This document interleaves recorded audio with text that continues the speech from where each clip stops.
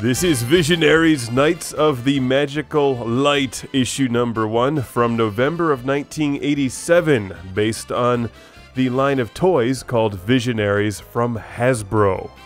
Do you remember Visionaries? No? Well, they weren't very popular, I don't think. And this is a very short-lived comic book series based on a short-lived line of toys in the Star line of comics from Marvel, which were normally aimed at a younger audience and frequently silly, but this is a surprisingly good comic book.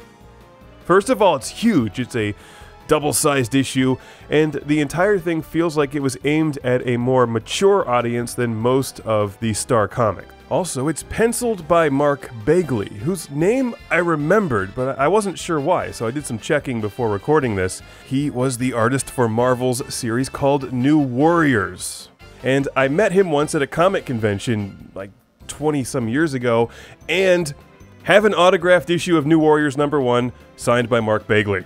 For what it's worth, I think his penciling is really good, and this is a good-looking comic book, with a lot more detail than I would expect from a Star comic issue.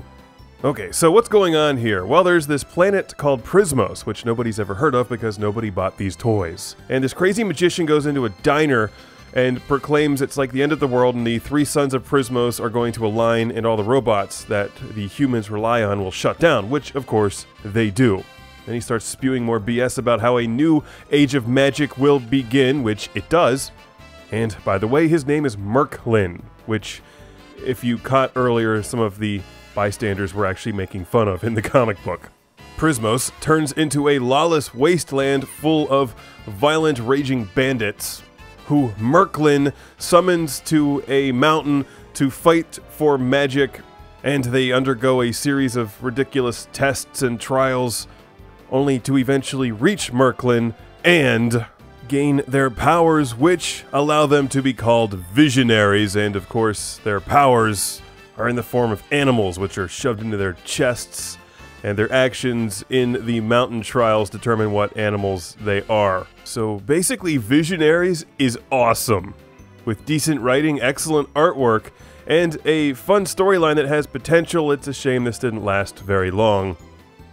It's Visionaries issue number 1, which can be found for a song these days.